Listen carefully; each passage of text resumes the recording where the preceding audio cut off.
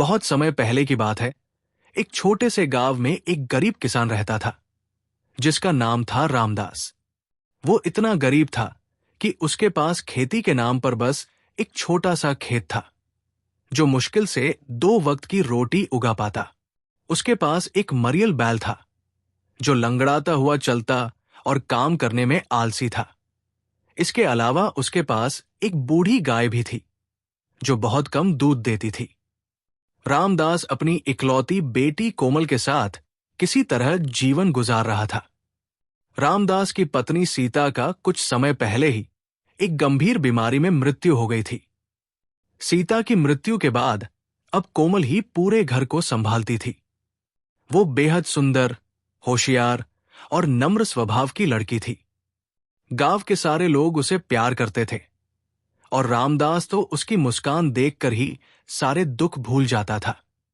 वो अक्सर कहता, बेटी, तू मेरी आंखों की रोशनी है, तेरे बिना ये जीवन सूना है।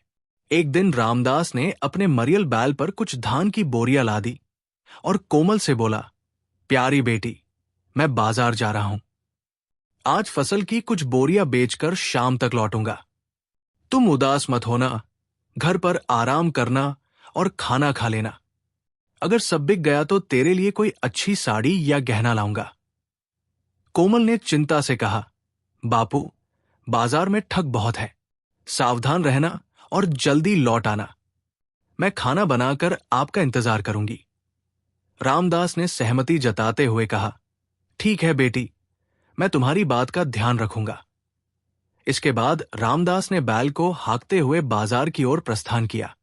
बाजार पहुंचकर वो एक कोने में खड़ा हो गया और आवाज लगाने लगा, ताजी धान की बोरियां ले लो, सस्ते दाम में। काफी देर इंतजार के बाद एक धनी सेठ वहां आया। सेठ की नजर रामदास पर पड़ी। वो मन ही मन सोचा, ये बूढ़ा गरीब और सीधा सादा लगता है, इसे आसानी से ठगा जा सकता है। सेठ बोला, ए बूढ़े, सारी बोरियां बेचनी है क्या? रामदास ने उत्साह से कहा, हाँ सेठ जी, बिल्कुल।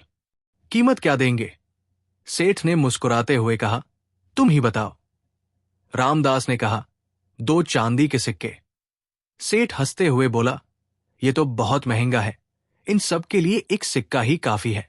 और हां, साथ ही मेरी एक शर्त भी है कि बोरियां जिस हाल में है उसी हाल में बेचोगे। रामदास ने सोचा, गरीबी में क्या ऐतराज, बोला, ठीक है, मंजूर है। सेठ ने एक चांदी का सिक्का दिया और कहा, अब मेरे पीछे चलो। रामदास बैल हाँकता हुआ उसके पीछे चला। सेठ के बड़े आंगन में पहुंचकर रामदास ने बोरियां उतारनी शुरू की।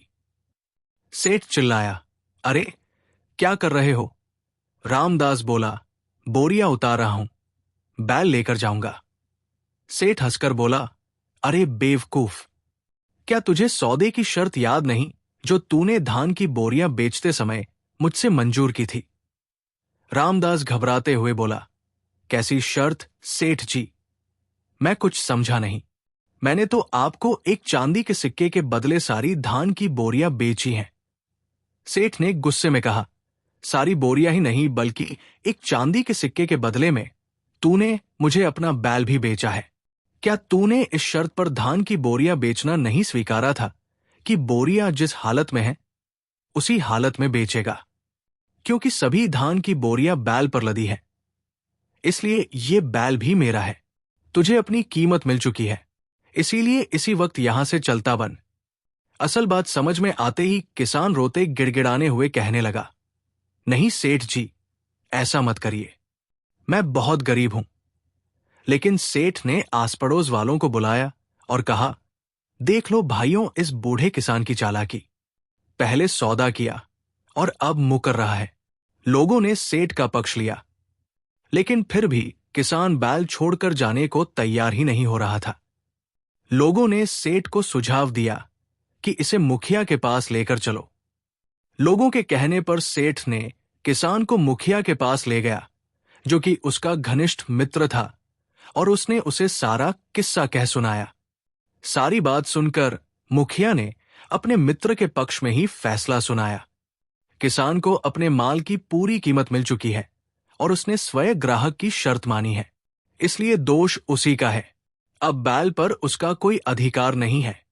रामदास को मुखिया के पक्षपातपूर्ण फैसले के कारण न्याय नहीं मिला। वो रोता हुआ घर लौटा। कोमल ने पिता की ऐसी हालत देखकर घबराते हुए पूछा, क्या हुआ बापू? तुम्हारी आंखों में आंसू क्यों? सब खैरियत तो है ना? रामदास ने रोते हुए कहा, क्या बताओ बेटी, हमारे तो भाग्य ही फूटे हैं। वैसे भी हमारे पास धन के रूप में कुछ नहीं था। आज हमारा बैल भी हमसे छीन गया। इसके बाद उसने कोमल से सारी आप बीती कह सुनाई। कोमल ने दिलासा देते हुए कहा, चिंता मत करो बापू, भगवान सब ठीक करेंगे। उनके घर देर है पर अंधेर नहीं। दोनों ने खाना खाया और सो गए, लेकिन अगले दिन रामदास बीमार पड़ गया और चारपाई से न उठ सका। अपने पिता की हालत देखकर कोमल बोली, बापू, आज मैं बाजार जाऊंगी। हमारे पास बहुत सारी सब्जियां हैं। शायद मेरी किस्मत तुमसे अच्छी निकले और मैं इन सबको अच्छी कीमत पर बेच सकूं। रामदास ने मना किया, लेकिन कोमल नहीं मानी। वो बूढ़ी गाय पर बहुत सारी सब्जियां लादकर उसे हाँकती हुई बाजार पहुंची। वो मन में सोच रही थी, अगर वो ठग सेठ मिला तो उसे सबक सिखाऊंगी। उस रोज भी वो सेठ किसी को ठगने के विचार से बाजार आया हुआ था। उसने कोमल को देखा, वाह, आज एक नादान लड़की। कल बैल मिला, आज गाय। वो बोला, ए लड़की, इस पूरी सब्जी की क्या कीमत चाहती है?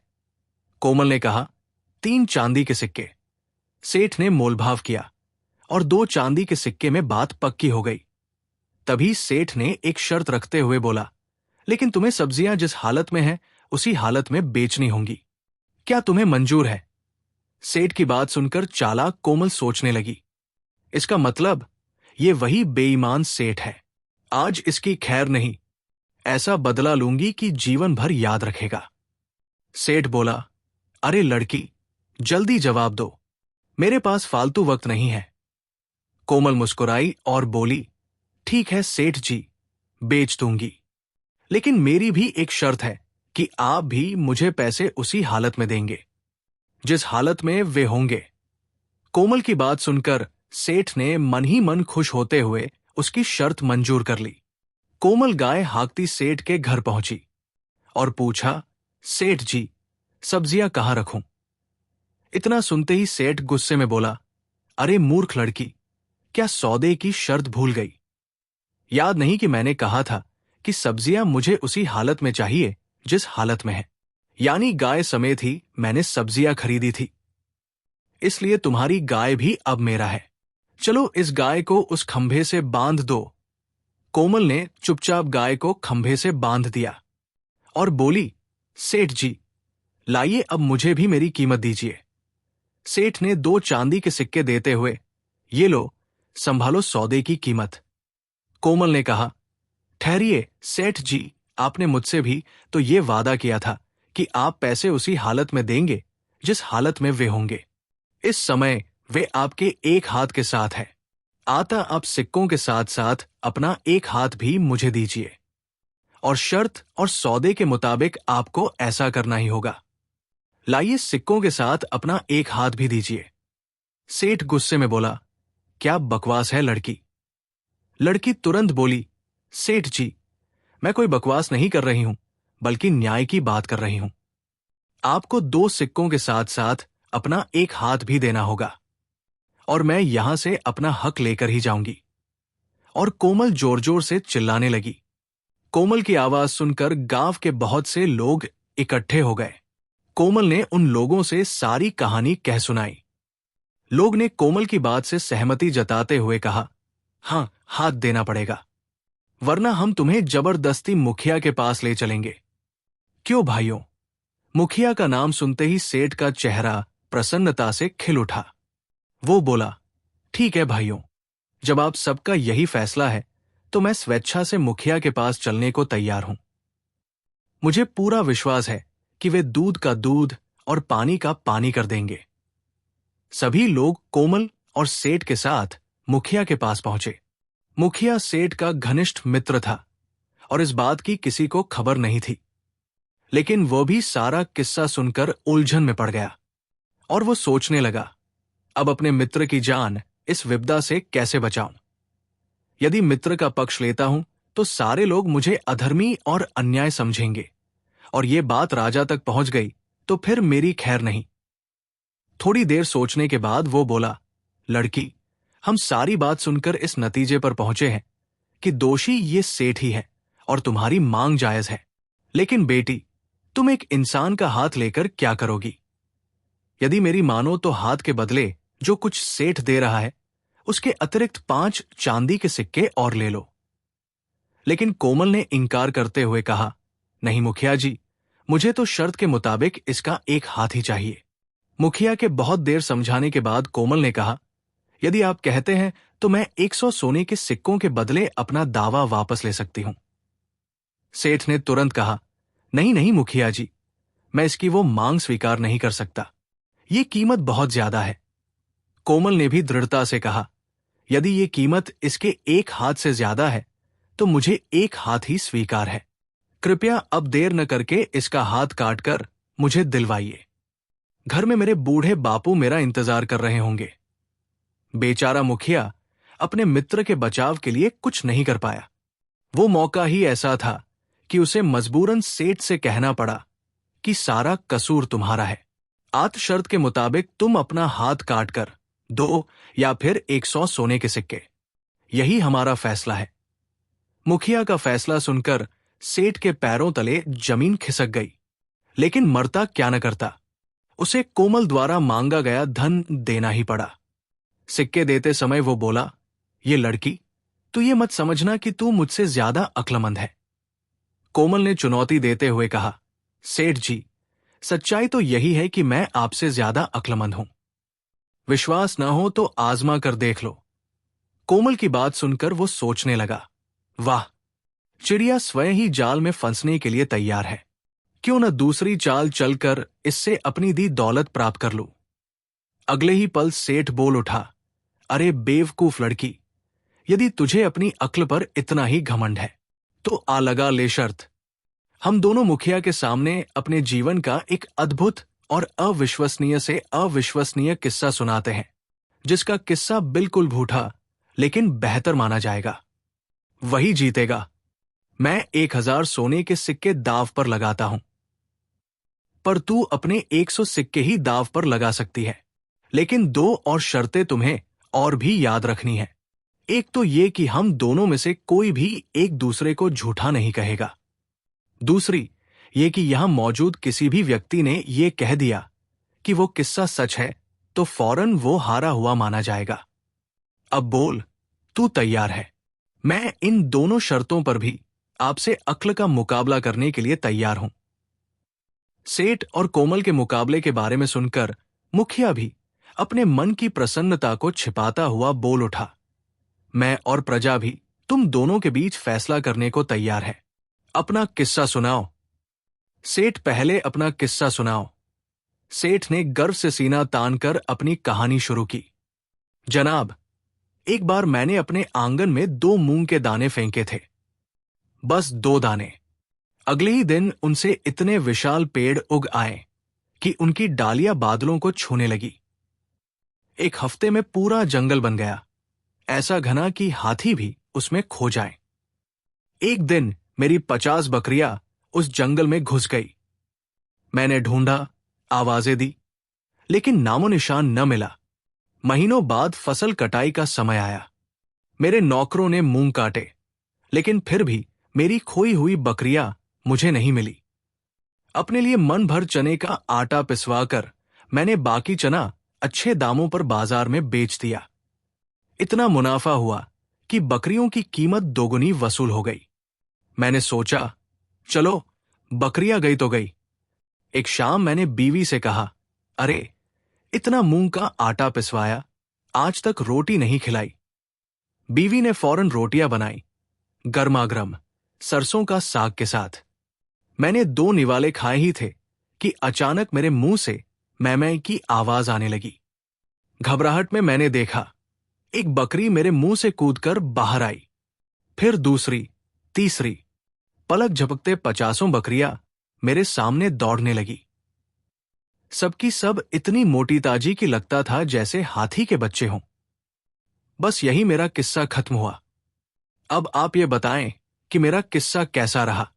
मुखिया ने तुरंत कहा, अरे सेठ, ये तो कोरी कल्पना है, ऐसा कभी नहीं हो सकता। आसपास के लोग भी चिल्लाए, झूठ, सरासर झूठ। सेठ मन ही मन खुश हुआ। लगता है मैं जीत जाऊंगा। कोमल शांत रही, मुस्कुराकर बोली, सेठ जी, आपका किस्सा 16 आने सच लगता है। ऐसे धनी और होशियार लोगों के साथ तो इससे भी बड़े चमत्कार होते रहते हैं। सेठ हंसा, हां, तो मैं जीता।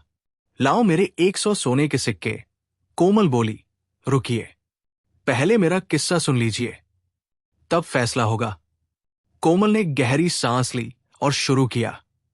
मुखिया जी, एक बार मैंने अपने आंगन के बीचों बीच कपास का बीज बोया। पता है, अगले दिन उस स्थान पर बादलों तक ऊंचा कपास का पौधा निकल आया और उसकी छाया ऊंटों के 3 दिनों के सफर की दूरी तक पड़ने लगी। जब कपास पक गई तो मैंने उसे चुगा, साफ किया और बाजार में बेच दिया। इतने पैसे मिले कि मैंने 100 ऊंट खरीद लिए।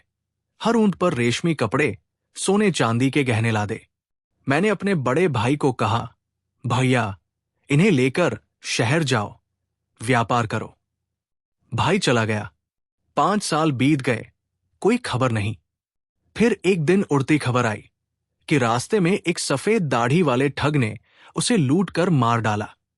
मैं तो हत्यारे को ढूंढ पाने की आशा ही छोड़ दी थी, परंतु भाग्य ने मेरा साथ दिया और मुझे उस हत्यारे के बारे में मालूम चल गया कि वो कौन है। वो खूनी, दरिंदा, वो बेईमान और कोई नहीं जनाब। यही धनी व्यक्ति है जो सबके सामने खड़ा है। इसने अपने चने के जंगल में ही मेरे भाई की हत्या की थी। उसके ऊंट, कपड़े, गहने सब इसी के पास है। मुखिया के आसपास बैठे लोग चिल्ला उठे, हां जनाब, इस लड़की की कहानी बिल्कुल झूठी मालूम पड़ती है। ऐसा कभी सच नहीं हो सकता। नहीं नहीं, हम तुम्हारी बात को किसी तरह सच नहीं मान सकते। कोमल शांत होकर बोली, अगर मेरी बात झूठ है तो इन सेठ जी से ही पूछ लीजिए। तो खुद कह चुके हैं कि उनका जंगल कितना घना था। बकरियां खो गई थी। कोमल की बात सुनकर बेचारे सेठ की आंखों के सामने अंधेरा छा गया। वो सोचने लगा, बुरा फंसा अपने ही जाल में। यदि मैं इसकी बात को झूठ कहता हूं तो मुझे इसे 1000 सोने के सिक्के देने होंगे, और यदि सच कहता हूं तो उससे भी बुरा होगा। ये लड़की अपने मारे गए भाई का हर्जाना मांगेगी। साथ ही साथ महंगे कपड़ों से लदे 100 ऊंट भी मुझे ही देने पड़ेंगे, और हो सकता है इनकार करने की दशा में मुझे फांसी पर ही लटका दिया जाए। मुखिया जल्द ही समझ गया और सोचने लगा, ये लड़की बड़ी चालाक है। इसने बड़ी बुद्धिमानी से मेरे मित्र को फंसाया है। सारे लोग मौजूद हैं। मैं चाहकर भी इस बार भी अपने मित्र की मदद नहीं कर सकता। सेठ ने दयापूर्ण दृष्टि से अपने मित्र मुखिया की ओर देखा तो मुखिया को बोलना ही पड़ा, मेरी तरफ मत देखिए सेठ जी, जल्दी से जवाब दीजिए कि लड़की सच बोल रही है या झूठ। सेठ ने दांत पीसते हुए कहा, भगवान करे तेरी जुबान कटकर गिर जाए, झूठी लड़की, तू बिल्कुल झूठ बोल रही है। कोमल मुस्कुराई और बोली, तब मैं अक्लमंदी के मुकाबले में जीत गई। लाइए दीजिए मुझे 1000 सोने के सिक्के। सेठ ने चुपचाप 1000 सोने के सिक्कों से भरी थैली जेब से निकालकर शर्मिंदा होते हुए उसकी ओर बढ़ा दी। लड़की ने जाते जाते कहा, मैं तो जा रही हूं सेठ जी, लेकिन आप मेरी 2 बातें हमेशा याद रखना। पहली, ये कि किसी भी कमजोर और गरीब को दोबारा ठगने की कोशिश मत करना। दूसरी वो कि किसी को भी बच्चा समझकर उससे अक्ल के मामले में शर्त मत लगाना, वरना शायद वो दिन तुम्हारी जिंदगी का आखिरी दिन होगा। सेठ गुस्से से उसे देखता ही रह गया। सूरज डूबने को था। गांव की पगडंडी पर रामदास दरवाजे पर खड़ा बेचैनी से इधर उधर देख रहा था। उसकी आंखें नम थी, हाथ कांप रहे थे। हे भगवान, कोमल अभी तक नहीं आई।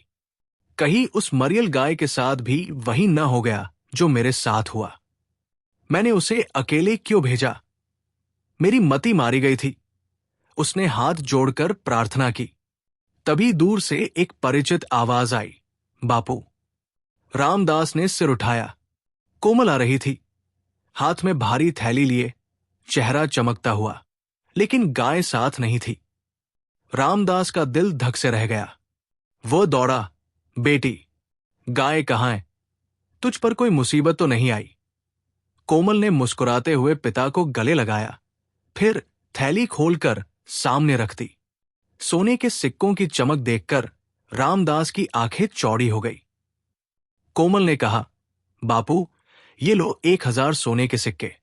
मैंने उस ठग सेठ को उसकी औकात दिखा दी। फिर कोमल ने सारी कहानी सुनाई। कैसे उसने सेठ की चाल को उसी की भाषा में हराया, कैसे लोगों ने उसका साथ दिया, कैसे अक्ल की शर्त में सेठ खुद अपने जाल में फंसा और अंत में 1000 सिक्के हार गया। रामदास सुनते सुनते कभी हंसा, कभी रोया, फिर गर्व से भर उठा। बेटी, मैं आज तक नहीं जान पाया कि मेरी छोटी सी कोमल अब इतनी समझदार हो गई है। तूने न सिर्फ हमारा अपमान धोया, बल्कि गरीबी को भी भगा दिया। उन्होंने सोने के सिक्कों से नया घर बनवाया गया और कुछ दिनों बाद ही अपने पास के गांव में एक व्यापारी के लड़के किशन से अपनी बेटी का विवाह तय कर दिया। विवाह की तैयारियां शुरू हुई। कोमल के लिए सुंदर साड़ियां, गहने, बर्तन, सब कुछ लाया गया। विवाह में पूरा गांव शामिल हुआ।